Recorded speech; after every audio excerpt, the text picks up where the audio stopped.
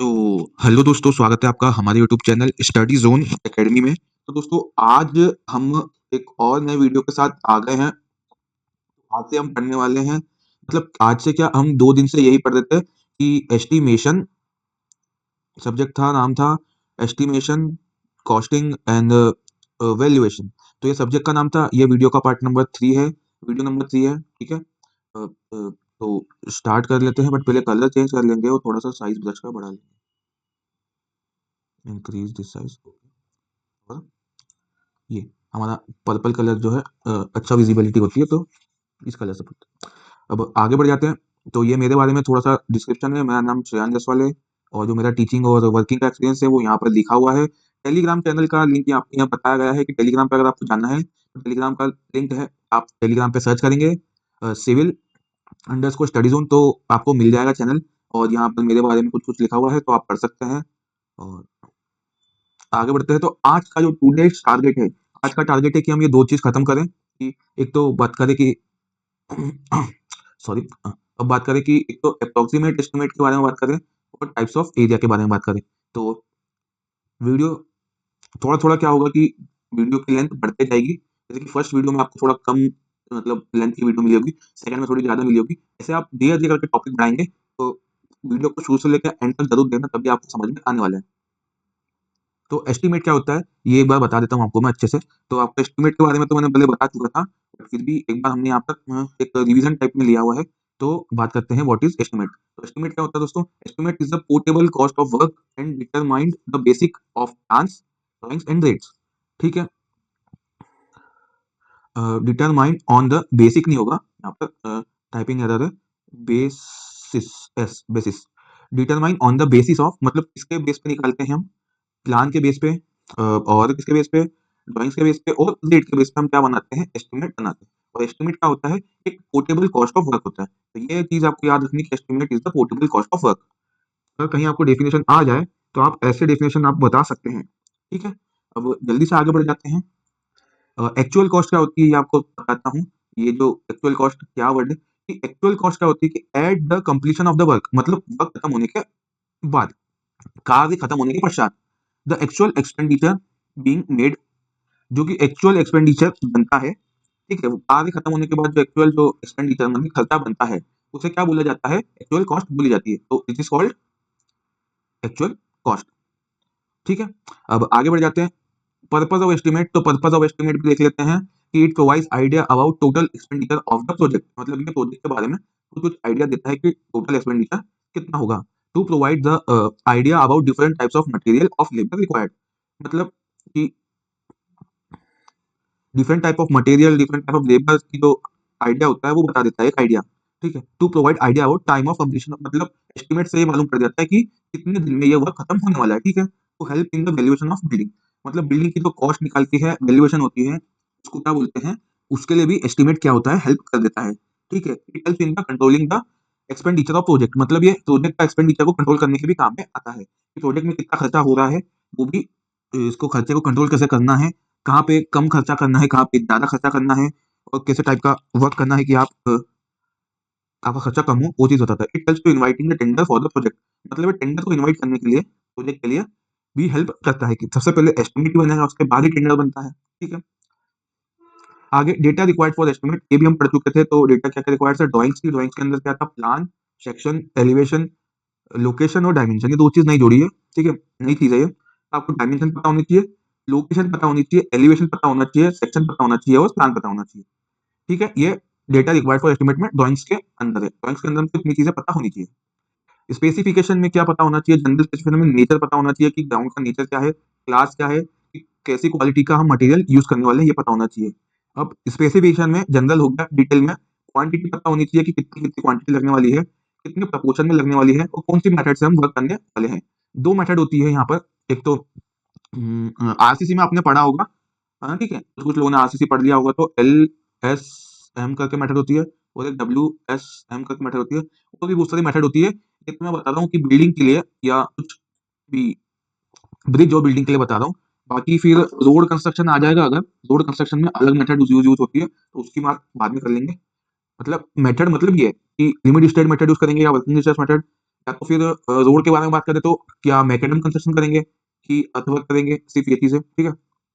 फिर पता होना चाहिए रेट, रेट किस किस का पता होना चाहिए, तो रेट पता होना चाहिए मैन पावर, मैन पावर का मतलब होता है लेबर, आप लिख देते हैं मैन पावर का मीनिंग क्या होता है दोस्तों, लेबर, ठीक है। और लेबर के बाद होता है मटेरियल, फिर मशीन्स, मैन पावर, मटेरियल और मशीन्स, यानी मटेरियल का प्राइस पता होना चाहिए, रेट पता होना चाहिए, मशीन्स का रेट पता होना चाहिए। मशीन्स में क्या आ जाएगी हमारी बैक हो लोडर, ई टी सी, यानी बैक होल लोडर और ईटीसी। बैक होल लोडर मतलब अपनी जेसीबी या और भी एक्सेट्रा चीजें, मशीन्स की प्राइस पता होनी चाहिए, ठीक है, कि कितने टाइम अपनी मशीन चल रही है, तो मशीन का चार्ज भी हमें पता होना चाहिए, रेट पता होना चाहिए। अब बात करते हैं डिफरेंट टाइप ऑफ एस्टीमेट। तो इसका जो नाम होता है वो चार नाम से जाना जाता है, इसे इसे बोलते हैं प्रीलिमिनरी एस्टीमेट, ठीक है, या इसे बोलते हैं अप्रोक्सीमेट एस्टीमेट, या इसे बोलते हैं एब्स्ट्रैक्ट, या इसे बोलते हैं रफ कॉस्ट एस्टीमेट। सबकी बात एक ही है, या मैं बोलूं प्रीलिमिनरी, या मैं बोलूं अप्रोक्सीमेट, या मैं बोलूं एब्स्ट्रैक्ट, या रफ कॉस्ट एस्टीमेट, बात एक ही है, एक ही की बात हो रही है। इसके अंदर क्या क्या चीज आती है, एक आती है प्लिंथ एरिया एस्टीमेट की और एक क्यूबिकल एस्टीमेट की बात आती है, ठीक है। आगे बढ़ते हैं, समझते हैं ये क्या चीज है। तो पहला हो गया, हमने क्या देखा कि सबसे पहले क्या बनता है, प्रीलिमिनरी एस्टीमेट होता है। उसके बाद सेकंड प्रीलिमिनरी एस्टीमेट के अंदर प्लिंथ एरिया एस्टीमेट और क्यूबिकल एस्टीमेट होता है, ठीक है। और प्रीलिमिनरी के हमने चार नाम देखे थे, प्रीलिमिनरी, अप्रोक्सीमेट, एब्स्ट्रैक्ट और रफ कॉस्ट एस्टीमेट। आगे आता है डिटेल एस्टीमेट। डिटेल एस्टीमेट एक सेकंड टाइप एस्टीमेट का, ठीक है, सेकंड टाइप हमने देख रहे हैं। तो ये इसमें क्या होता है, रिवाइज एस्टीमेट होता है, एक सप्लीमेंट्री, सप्लीमेंट एनी एस्टीमेट, कोई एस्टीमेट का हम सप्लीमेंट बना रहे हैं तो वो भी डिटेल एस्टीमेट का पार्ट होता है। रिवाइज एंड सप्लीमेंट एस्टीमेट, यानी रिवाइज और सप्लीमेंट हम दोनों साथ में बना रहे हैं तो उसे क्या बोलेंगे, रिवाइज एंड सप्लीमेंट एस्टीमेट, वो भी डिटेल एस्टीमेट के अंदर में आता है। और एनुअल रिपेयर और मेंटेनेंस एस्टीमेट, यानी हमारा पूरा वर्क हो गया है, उसके बाद हमें क्या करना है कि एनुअल रिपेयर का और मेंटेनेंस करने का जो एस्टीमेट बनाना है, तो वो भी क्या होता है, डिटेल एस्टीमेट के अंदर में आता है, ठीक है। अब इसके आगे बढ़ जाते हैं कि अप्रोक्सीमेट एस्टीमेट क्या होता है। तो यहाँ पे मैंने लिख दिया है पहले से ही, तो इसलिए आपको आसानी होगी। Approximate estimate is use for financial approval and administrative section, ठीक है, कि एडमिनिस्ट्रेटिव सेंक्शन के लिए या तो फाइनेंशियल अप्रूवल के लिए जो एक एस्टीमेट बनता है उसे बोला जाता है अप्रोक्सीमेट एस्टीमेट। अप्रोक्सीमेट एस्टीमेट किसे बोला जाता है कि फाइनेंशियल अप्रूवल, मतलब कि कितना खर्चा आएगा हमारे कोई से भी, एक आपको, आपके पास क्या आया कि एक रिक्वायरमेंट आई कि आपको इस एक एक आपकी कम्युनिटी है, कम्युनिटी बोलते हैं या क्या बोलते हैं, एक ये एरिया है।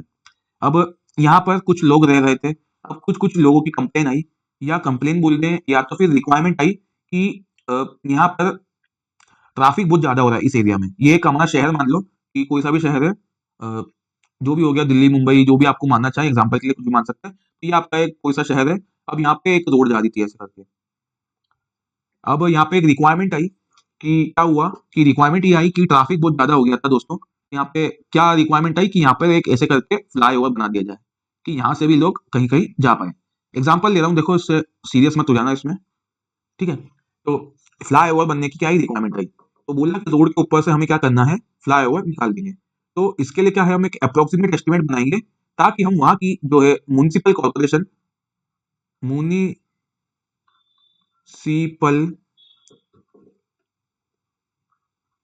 कॉर्पोरेशन, ठीक है, म्युनिसिपल कॉर्पोरेशन ऑफ सिटी, जहां पर की म्युनिसिपल कॉर्पोरेशन है उस सिटी की, उससे हम क्या कर सके कि एक अप्रोक्सीमेट हम क्या बना सके कि एक वैल्यू बता देते हैं, हम अप्रूवल लेकर इससे म्युनिसिपल कॉर्पोरेशन को हम बता सकें कि इतना कॉस्ट आ रहा है।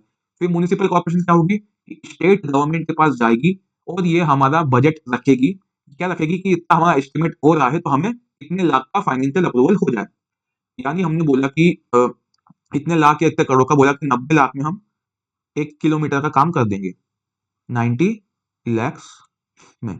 तो अगर 1 किलोमीटर का आपको कुछ फ्लाईओवर बनाना है तो 90 लाख में हम बन जाएगा।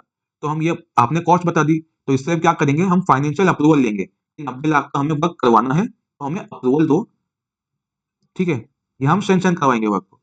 फिर प्रीलिमिनरी एस्टिमेट प्रोवाइड मतलब अप्रोक्सीमेट ऑफ प्रीलिमिनरी एक बात होती है, तो ये प्रोवाइड करता है अप्रोक्सीमेट कॉस्ट ऑफ प्रोजेक्ट या वर्क। ये बताता है कि अप्रोक्सीमेट कॉस्ट क्या होगी प्रोजेक्ट की और वर्क की। तो इससे हम क्या बोला जाता है कि अप्रोक्सीमेट कॉस्ट बताता है, एक्चुअल कॉस्ट नहीं बताता। तो इससे क्या बोलेंगे, also known as rough estimate, यानी रफ एस्टिमेट बोल देते हैं। It is prepared on the basis of experience and practical knowledge. ये किस बेसिस पे बनता है कि एक तो एक्सपीरियंस के बेस पे कि हमें ये मटेरियल लगाना है, हमें एक्सपीरियंस से कि हम यही मटेरियल लगाएंगे इसी से काम हो जाएगा। एक तो ये एक्सपीरियंस हो गया कि हमने 10 साल से एक ही कंपनी में जॉब कर रहे हैं, तो आपको बहुत एक्सपीरियंस हो गया होगा। तो उस आपको एक ही काम करवा दे 10 साल से कि आप रोड ही बनवा दें। मान लीजिए कि 10 साल से आप रोड का ही काम करवाते आ रहे हैं, तो आपको एक एक्सपीरियंस हो गया होगा। तो एक्सपीरियंस के बेस पे आप खुद ही ब खुद बता दोगे कि इसमें इतना मीटर कंक्रीट लगेगा, इतना क्यूबिक मीटर कंक्रीट लगेगा, इतना केजी का सरिया लगेगा, आप ऐसे ही बता दोगे, है ना? और प्रैक्टिकल नॉलेज यानी आपको प्रैक्टिकल साइट पे जाकर के जो भी आपका नॉलेज है वो बताओगे, लगाओगे, मेजरमेंट करोगे और उसके बेसिस पे क्या होगा कि ये अप्रोक्सीमेट प्रिलिमिनरी या रफ एस्टिमेट बनके तैयार हो जाएगा। आगे, it is not an exact estimate. ये एक एग्जैक्ट एस्टिमेट कभी भी नहीं होता है। It is not an exact estimate कभी भी नहीं होता ये, ठीक है। Approximate estimate is the first stage of approval of work.